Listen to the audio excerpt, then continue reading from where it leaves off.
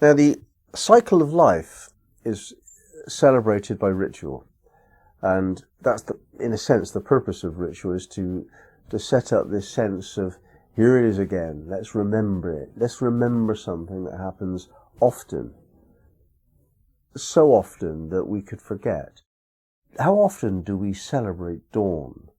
Can you think of anything more important when it's night time than that the sun rises soon?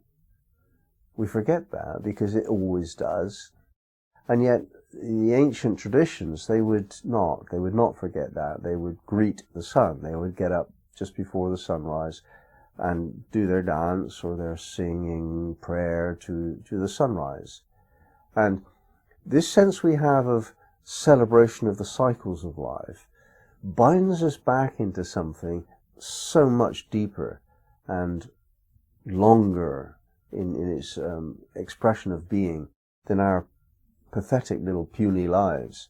We're awakened into the sense that there's something grand and vast, of which we're a tiny, insignificant, temporary part.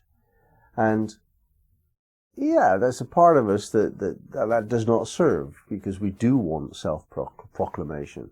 But the part of us which really yearns to know God will also need to forget self, as well as remembering self. Those are the two aspects of being. We remember who we are so that we become magnificent, but we forget that we are in order to know a greater magnificence in the presence of God.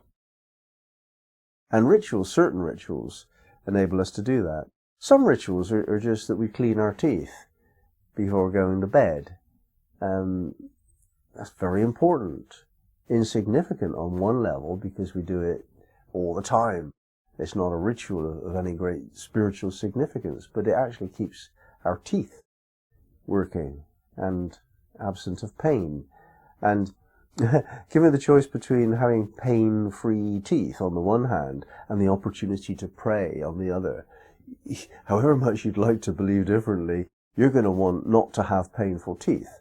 So this ritual of cleaning your teeth, or washing your hands after the toilet, or these kind of taboos, in a sense, in life. Do not eat pork if you're living in hot countries.